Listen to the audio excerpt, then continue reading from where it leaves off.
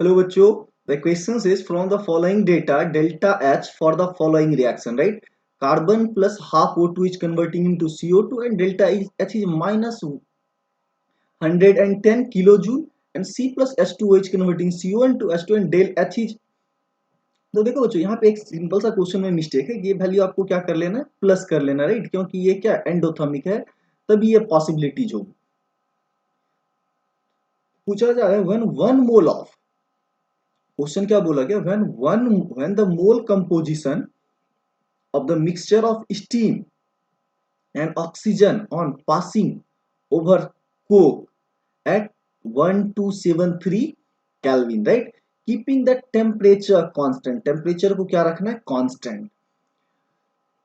तो यहां देखिए simply for temperature to be constant, for temperature to be constant, तो आपको क्या ध्यान रखना है कि हीट लॉस, राइट, हीट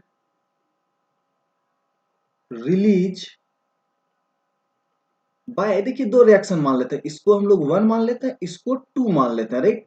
तो heat release by reaction one equal to क्या होना चाहिए आपको, heat absorb, right, heat absorb by, right, जो आपको रिएक्शन किस में है, टू में।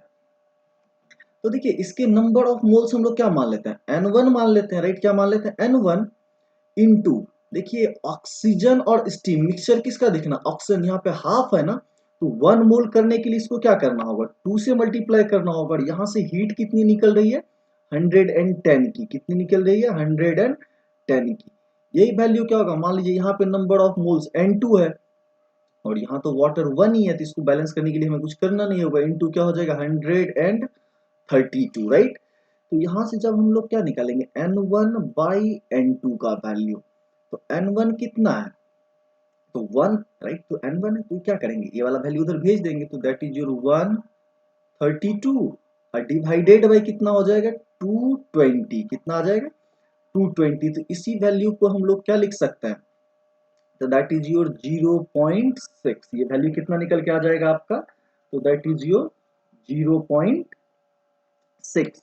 तो यहां से आपसे पूछा गया है कि राइट N1 जो कि ऑक्सीजन के लिए है, रिएक्शन वन में क्या है आपका ऑक्सीजन है, right? N1 is to N2 का रेशियो क्या होगा, तो ये क्या हो जाएगा आपको 0.6 इज टू 1 का रेशियो कितना देगा, 0.6 is to 1, and that is given in option B. So I hope you all guys understand it well. Thank you.